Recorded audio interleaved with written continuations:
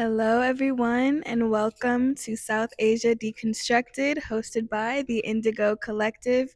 My name is Amira, and I will be our moderator and host for tonight. This is not an event sponsored by the University of Texas at Austin. The views expressed tonight are of the student organization and invited guest speaker, and they do not represent the views of the university. Just a few things to get out of the way. This event is being streamed in accordance to university policies. I would also like to take a moment to thank our sponsors for this event. We have the College of Liberal Arts, including the Center for Asian American Studies, the South Asia Institute, LGBTQ Studies, Department of History, Liberal Arts Honors Program, Plan 2 Honors Program. As well, we have Moody College of Communications, the Center for Entertainment and Media Industries, as well as Communication Studies. Finally, for our sponsors, we give a big thank you to Texas McCombs Business School, specifically Harkey Institute for Entrepreneurial Studies. And finally, the UT Student Coalition for Caste Abolition. Thank you very much for your support so that we are able to do this tonight. It is my pleasure to now introduce Lana Patel. Lana is an Afro-Indo-Caribbean model, artist, singer, and dancer, among many other talents, from NYC, and they work passionately in trans advocacy and specifically have worked for organizations such as San Francisco City Council and the Center for Immigrant Protection. Thank you all so much for tuning in tonight, and it is my pleasure to hand it over to Lana. Thank you so much, Amira. Hello, everyone, and welcome to South Asia Deconstructed.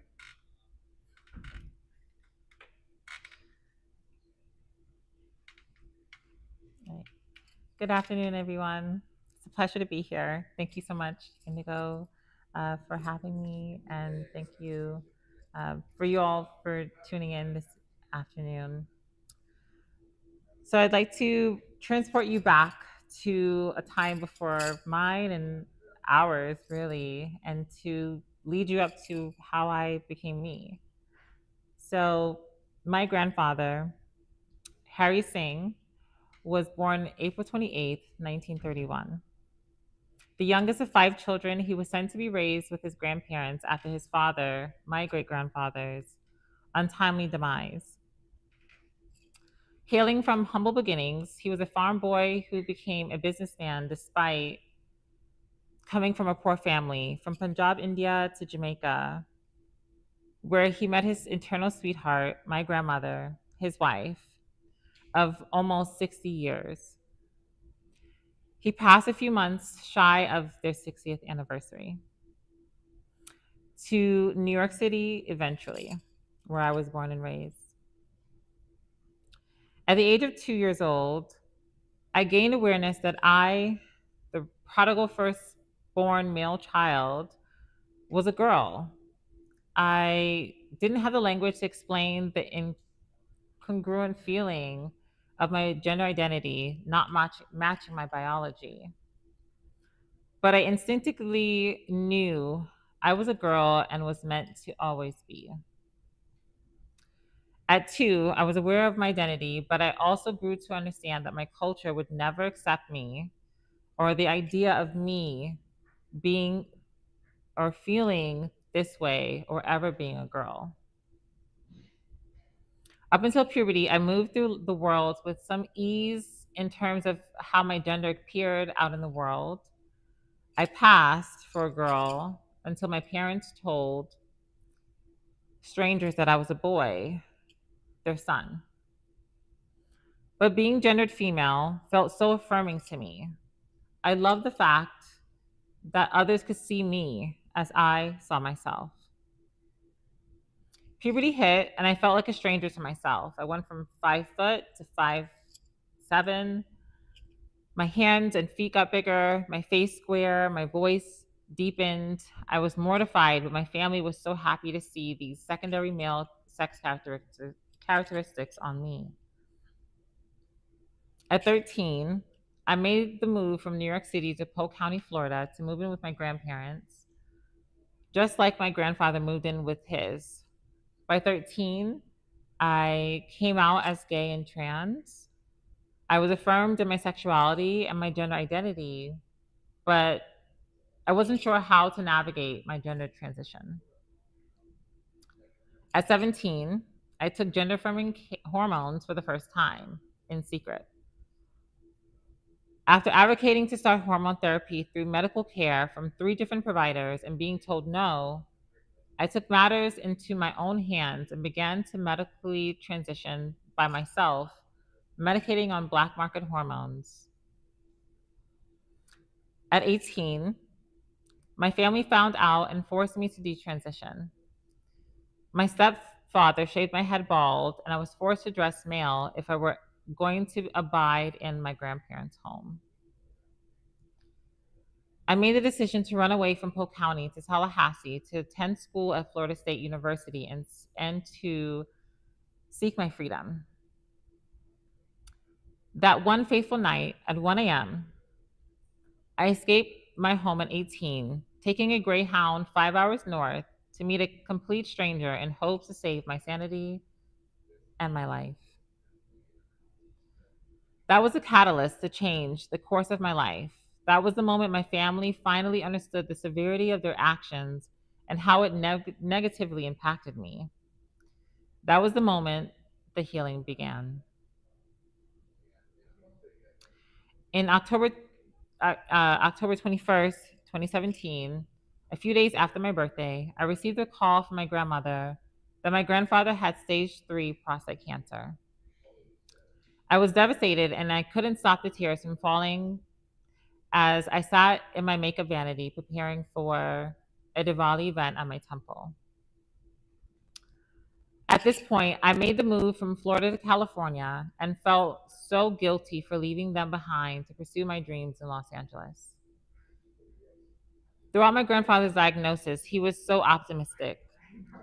We built a strong bond over the years since my transition, but the time he was diagnosed until his last dying breath, we were the closest.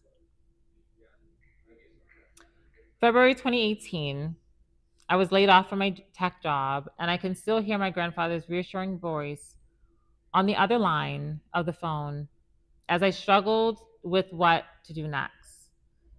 He assured me that I was going to be okay, he was there to support me, and he was so proud of me. November 12th, 2018, my grandfather gave up his battle to cancer. Exactly 1 week before I was supposed to travel back to Florida to see him for Thanksgiving, I never got a chance to see him one last time and say goodbye. I had to find closure thousands of miles from the country. From that day, I vowed to dedicate my work to the South Asian, Indian, and Indo Caribbean communities to honor him.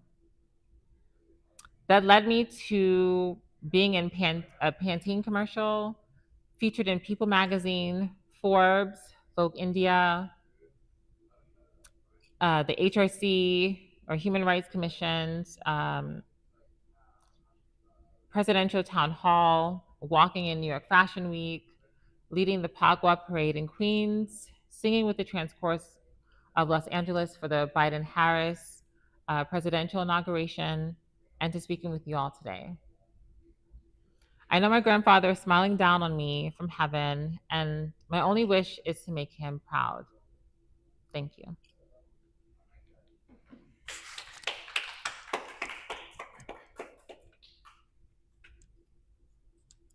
Thank you so much, Lana. Thank you for being here and sharing your story with us. We really, really appreciate you here. Um, Anyone have any questions that I could possibly relay?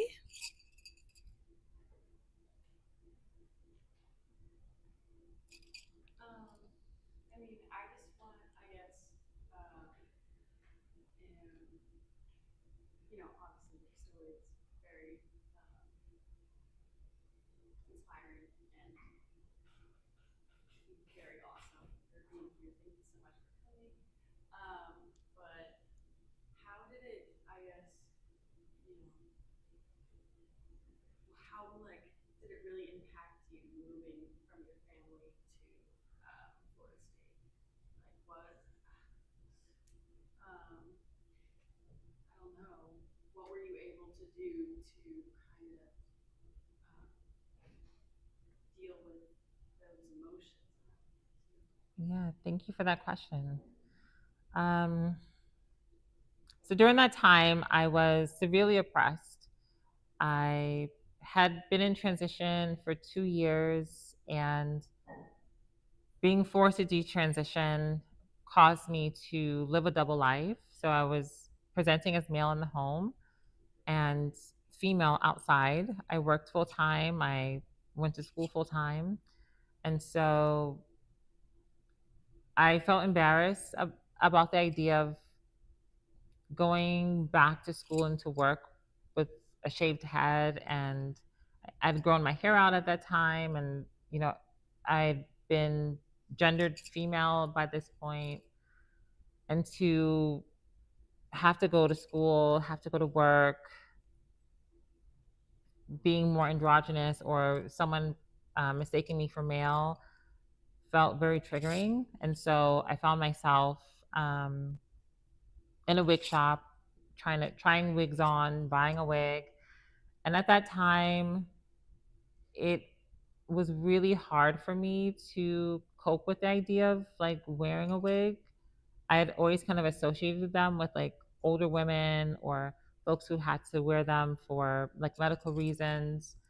And at that time, it wasn't as trending where like now everyone like wears wigs, like of all ethnicities and ages and backgrounds, and it's so common. But during that time, there was still a lot of stigma around it, and it was really hard for me to embrace the fact that like something that I saw as feminine was stripped from me.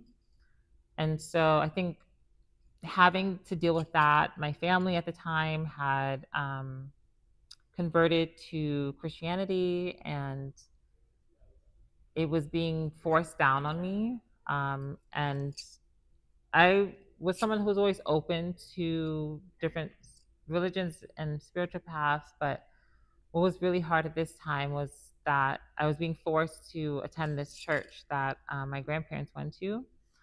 And the church was not affirming at all. I actually started high school at that church, and I was removed like halfway through the first semester because of all the bullying and the kids constantly harassing me and picking on me. And I was put into homeschooling. So I homeschooled through their curriculum for 3 years. But being forced to go back to the church was like really tough for me because I would sit there for I think at least 3 hours for the Sunday service, and none of the kids would talk to me. They wouldn't share the Bible with me. They wouldn't sit next to me. They would like pinch their index finger and their thumb to like pass over the offering plate as if I had leprosy or there was like something contagious that they were going to get from me. So it just felt really isolating. And I got to a point where I stopped going to church because I didn't enjoy it. I didn't really get anything up from it. Um, but my aunt, who was very close to my grandmother, got in her ear and told her that I need to go to church if I'm going to be living with them. And so I was forced to go back, and I wore a hijab the first time I went back to the church because I felt really uncomfortable not having hair. And there was an usher who saw me, and he came over to shake my hand, and he said, "Hey there, young lady." And I felt really affirmed in that moment because he saw me as me. And my grandmother was very upset by the fact that someone gendered me female. So when we got home from church, she said, "You are not going to wear the hijab anymore. But don't think that because you're not wearing it, that you can't go to church. Like you're still going."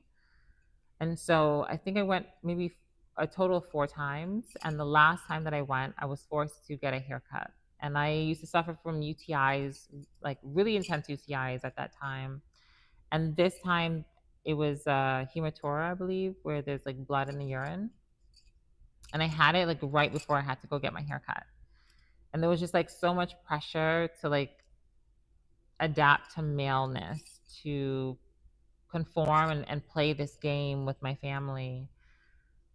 And after getting my hair cut, going back to the church, the usher who saw me 3 weeks prior, who said, "Hey there, young lady," gave me this very firm handshake, and he said, "Hey there, young man," and I just felt like he had spit like bile all over me. It just was the most vile, disgusting feeling to have someone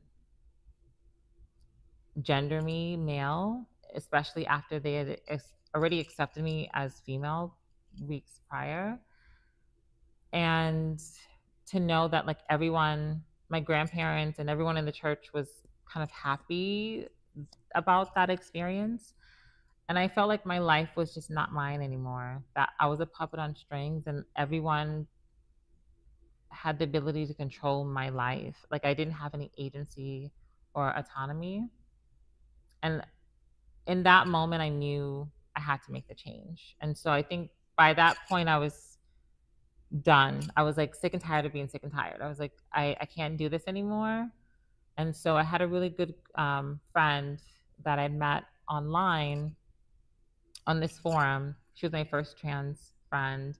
And hi, Erica, if you ever see this, we haven't talked in years. I miss her. I hope she's doing well. But Erica was my very first trans friend, my sister, my fairy godmother. She's the reason why I'm alive today. And trigger warning, but at this time I was battling with suicidal ideation. And so I told her what was going on, and she said, "We're going to figure it out. Don't worry." She was in England at the time, and she gave me the dates in which she'd be back in Tallahassee. And she was like, "You're going to move up here, and we're going to fix everything." And I was like, "Okay." And so I had to then start like being meticulous with my escape plan. So my grandmother would go to New Jersey every summer, and I think she would go for like a month or two. And so I had to plan my escape after my first summer block of classes, but before she came back from New Jersey. My grandfather was home, but my grandfather was more docile, so I knew I could like if I was going to make an escape, it would have to be when she wasn't there. So I moved, I believe June 28th. And I sold all of my books, my school books. I opened up a credit card. I had a $500 credit card. I started looking into student loans. I think I probably had like $75 in cash on me, and I had a dream to like make it. I knew it was do or die. Like if I was not successful, like that was the end for me. And my best friend, she would always text me like, "Hey, what classes are you taking for summer week? Like track." And I'm like, "I'm not taking classes here. Like I'm going to Tallahassee. I'm starting over." And I meant it. Um, so one of my best friends in my major, I was a dual major for music and psychology. Josh, shout out to Josh. If you ever see this, he was working, and then he came to pick me up on his way home. So he picked me up at 1 o'clock in the morning. I packed up everything that I owned into 2 suitcases, and then he took me to his place in Lakeland. And then 7 a.m. I got on the Greyhound to get to Tallahassee, and it felt so liberating in the moment. I was excited. I was scared. I had never met Erica in person. We never like at this time there was like no FaceTime, Skype, or anything like that. And so I just hoped that this person was who she said she was. But I also knew that I couldn't wait around and like hope for a better outcome. Like I just had to jump on, like take a leap of faith and like hope that this worked out. And so I made the move to Tallahassee, and it was the first time I lived on my own. And I like paid bills for the first time and like bought my own groceries and cooked meals for myself. but it was also the first time I got to be myself. I got to be a woman 24/7. I didn't have to hide anymore. I didn't have to pretend to be a boy. Um, and I felt so liberated in that. And yeah, so that's kind of like the backstory to how that happened, but also the feelings around it. And it was also the catalyst for change because once that happened, my family really understood the severity of what was going on. And um, my grandmother began to slowly start to accept me, and my stepfather started the process as well. Um, they hadn't fully accepted me at that point. It took some years later, but it was like the start to everything. Thank you so much. Yeah. I have a question. I was wondering, like, are there any specific spaces in Tallahassee that you remember, like, going to and just having good memories and, having fun, things like that? Yeah. One of them was the mall. Was it Governor Square Mall, I think? Can't remember exactly, but I think it was, yeah. The mall was kind of where everything started for me because I was obsessed with makeup. Mhm. And I would eventually go on to become a makeup artist for MAC Cosmetics, but that was my first experience at a MAC counter. So Mhm. they had a MAC counter inside of the Dillards, I believe, and the makeup artist who I used to work with, oddly enough, years later became my manager. So she was a Florida State alumni, and she, I think, was the manager for that counter, and then she moved to Orlando. I think she originally was from Orlando, and I ended up moving to Orlando. And in 2014, she hired me on. But one of my favorite places was the mall because I was like obsessed with the idea of just. I think being trans at that time, there was like a big pressure to be stealth Mm. and to assimilate. And I just wanted the chance to do that. But I also had dreams of like doing things beyond my wildest dreams or what was imaginable. So I always had dreams of being like a Abercrombie model or Hollister model. So I was like constantly interviewing for opportunities. And then I remember like going to, I think like Forever 21 with Erica, and we try on clothes, and she taught me like how to shop for clothes because I didn't know how to go about sizing like when women's or juniors clothing. Mhm. So I always assumed because I had broad shoulders that I needed to wear like extra large or something, and I didn't understand like how to work my anatomy with my clothing, like my size. So she taught me like how to like put clothes on. So instead of like putting them over my head, I would step into them because like my hips were more narrow than my shoulders. And there was like so many really cool tidbits that I had learned from her, and a lot of really fun memories from the mall. Learning how to do makeup at the mall, um, playing with makeup, buying my first MAC products. Um, yeah, so I would say the mall. There was another place called Rain. It was a club, nightclub. I think it was 18 plus. And so I was able to get in because I was a baby. Erica, I think, was like 22 or 23. And then we had Mhm. another friend named Roxy who lived with us. And we had a cute cat, like a Bengal called Tater Tot. So yeah, Tater Tot was like a really like fun source of, you know, joy. Mm. But there was, I think there was a club called like Peanuts or something. So the Peanuts was fun.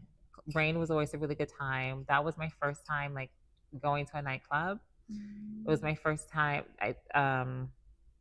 Katy Perry's "I Kissed a Girl" was like a thing at the time. So um, one of my really good friends, Kendra, shout out to Kendra if she ever sees this.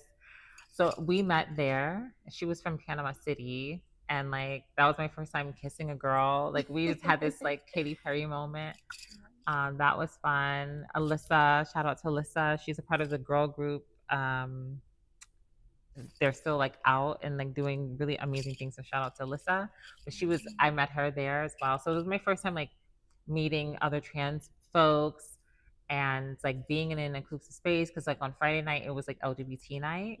So it was like it was really fun just like being in that space. And I went once like I think on a Monday night, a Monday I think it was like kink night or something. So Rain was a really cool place. Yeah, those are some of the places that I remember that were really, really fun. Thank you so much for sharing that. I can hear a lot of joy in those memories. And I know styling and makeup is such a huge thing that empowers you and, makes your days brighter. So I'm glad you could experience that. I do have a couple questions from the audience. So I'm going to start out with the first one, which is, what is a time when you found that both your identity and your career in trans advocacy for your communities were kind of working like simultaneously? Hmm. I would say in my first time working in nonprofit, so I used to work for the LGBT Center in Orange County, Okay. and before that, I worked in tech. So I moved to California, and I was working in tech.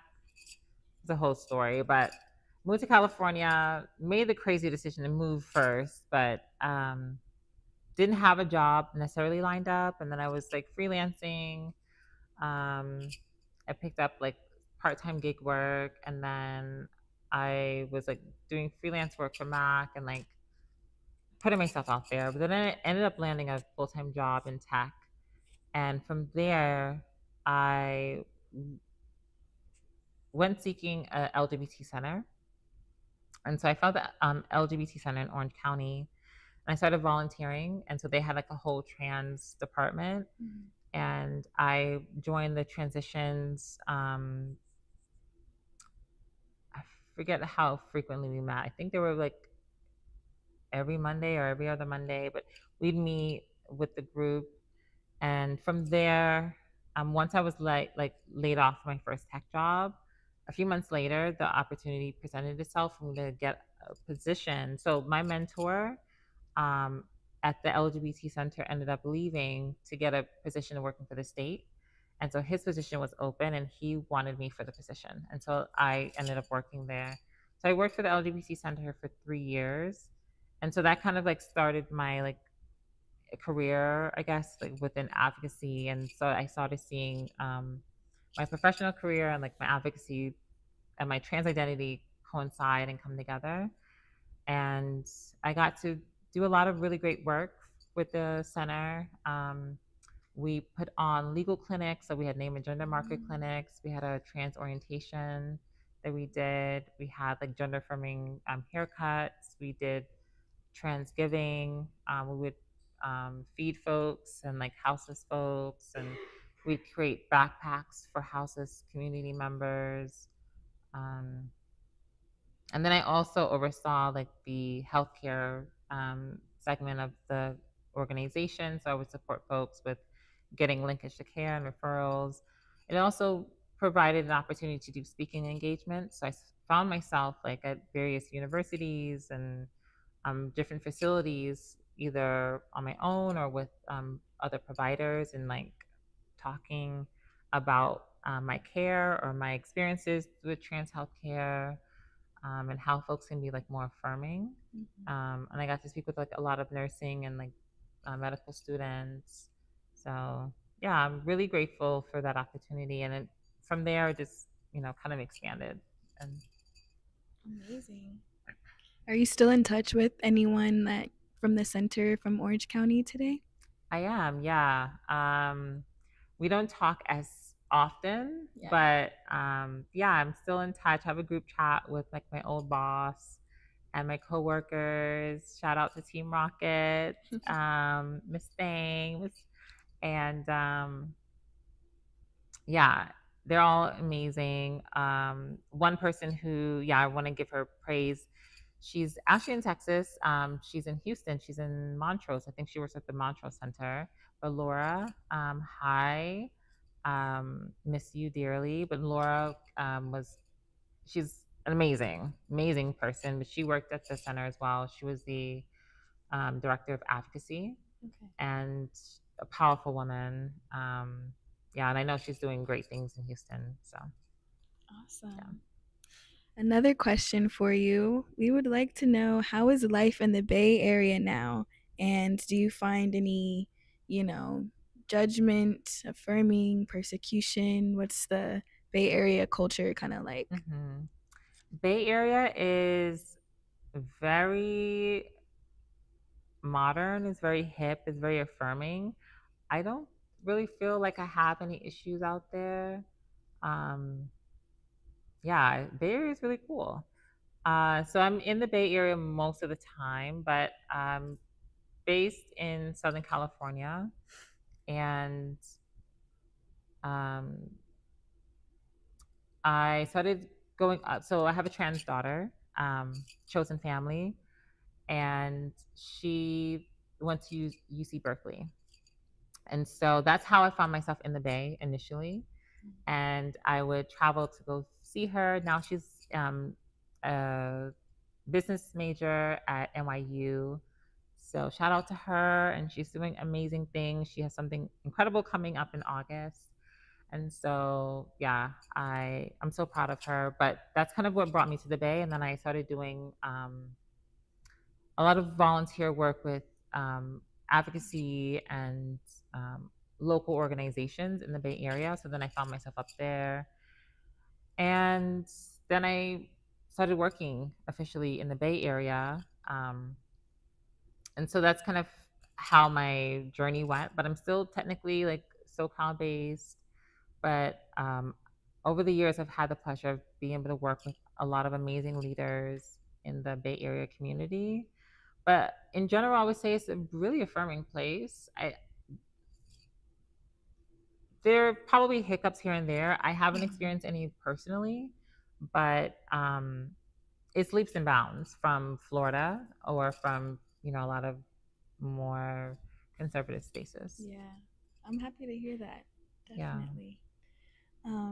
Another question for you is, do you ever feel conflict when navigating with your Caribbean and South Asian identities?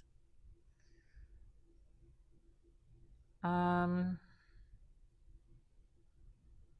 I don't feel conflict myself. I think sometimes there's conflict with others where when I first started doing a lot of work within South Asian spaces,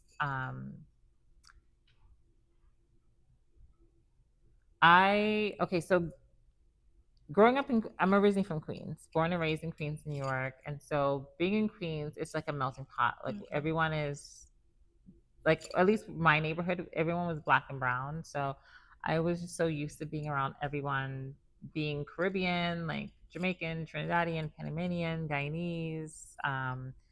We had Venezuelans and like Panama, like everyone was just like a melting pot. So from there, I went to Polk County, and I call it being a raisin in the rice pot.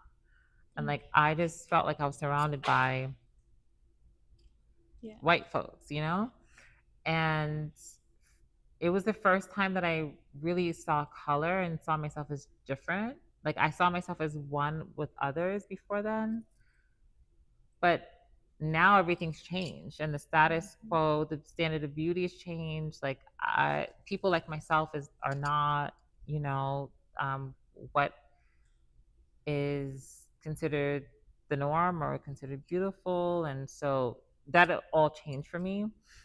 And this is like post 9/11, and having, an Indian grandfather and a Jamaican grandmother, and being very cultural. Like they both have thick accents, and we don't make American food. We make, Caribbean food. And it was just totally different. So I think where I felt normalcy in New York, I felt myself being othered in Florida. And so that kind of forced me into assimilation and trying to like be American in a way. And I probably had moments where I was like a little bit I don't say ashamed, but like I was trying to withhold or hide my culture and identity. So I spent a lot of years like just trying to be assimilated and the same with everyone else or be American. So when I came forward and finally was embracing my identity and my culture and stuff, I think people were like, "Oh, we thought you were just American." Like, "Oh, you're Caribbean. Oh, now you're Indian." So I think there were other people who just feel like thrown off by the fact that I was like embracing my culture finally. Mm-hmm. And so I had a lot of people that just were like naysayers or, just like picking apart things or questioning my identity. Um, so yeah, I don't think I experienced it within myself, but I think I had to Mm-hmm. deal with other people who were like, "Oh, now you're Indian or now you're," you know. And Yeah. I did a lot of work in various communities. I consider myself like spiritual. I'm in a lot of Hindu spaces. I would probably say I'm Hindu or Sanatana Dharma. And um, I like did a lot of work with like Muslims for progressive values, and so I was in a lot of Muslim spaces. So then people would pick things apart. They're like, "Are you Christian today? Are you Muslim? Are you Mm-hmm. Hindu? Like, what are you?" You know? And there was this idea of like you have to pick a side, but I'm like, Yeah. I'm a mixture of everything, right? And I'm so inclusive. My family is a mixture of everything, so I don't feel like I need to just like be one thing necessarily. And I think I'm having a lot of appreciation for spaces and cultures, but also uplifting things, you know. Um, but yeah, I think the issue probably was others trying to Mm-hmm. understand me and my expression. Thank you so much. The very last question that I have is, what is something that you would pass on to trans youth who are having to navigate the current legal structure in the United States? Yeah, that's a really tough one.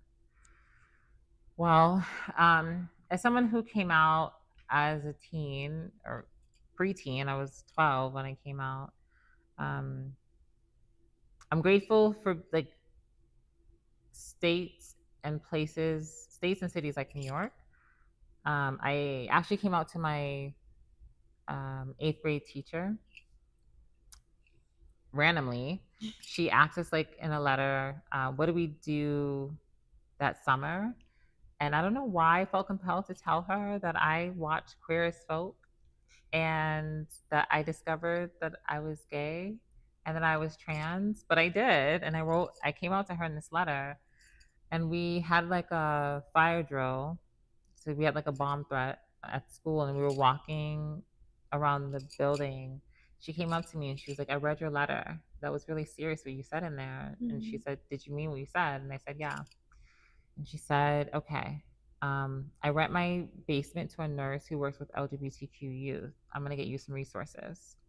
And so she became my first advocate.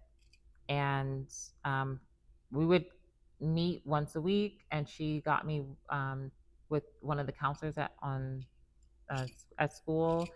And so myself, my teacher, and the counselor would all sit together and we'd talk. And they helped me come out to my mom. And then my mom told my stepdad and then told the family, and it became a whole thing. But navigating the legal system, I will say, is tricky being a minor or being under 18, I'll say. Be, depending on where you are and depending on where things are with your parents, your family. I was emancipated at 13, I think, but my grandparents had legal guardianship after. I would say being under 18 and trying to navigate spaces, there are certain laws in certain states where you can be 17 or 16 and be considered an adult. There are opportunities for emancipation, but I would say to figure out where are safe spaces, where are communities that you can go to and find. Um, if it's a teacher or if there's friends or parents, um, maybe they're not your parents, or maybe your friends' parents. Um, Maybe there's a LGBTQ space or center, but try to find those safe spaces and resources. And maybe they're out of state, but or maybe out of the city that you're in, but like try to find those safe spaces and those safe people, and like build that community for yourself so that you can make a plan to leave the state or leave the city if you need to, or get access to those resources when they become available to you. And I think what's unfortunate, what's happening now in the legal system, is that um, there's a lot of talk around the medical part of transitioning, but there's so many other things that you can do, and a lot of people don't start hormones until later in life. A lot of Mhm. folks may just take blockers. Um, some people may decide not to do that. Maybe they just want to have pronouns that align with their identity, have a name that feels more comfortable for them, wear clothes that feel more comfortable. And so figure out what that looks like for you, despite what's happening in like the legal system, because it's there. And there are folks who are 18 plus who are doing the fight and Mhm. advocating to make sure that we don't lose our rights and that we can open up doors for the youth in the future. But yeah, I would say find those safe spaces, create safe spaces for yourself, and um, do what feels best for you, and figure out who your advocates are, and yeah, hang in there. It gets better. Thank you so much, Lana. Your words are very powerful, and I know that everybody who has tuned in has appreciated you so much. Thank you for being here in Austin, Texas. Thank you all for tuning in. Thank you for the support. Thank you to Indigo Collective as well. On this screen for the stream, we're going to show a little QR code so that you can support in any way that you can. We would appreciate anything that you can give. And thank you guys again for being here. Have a great evening.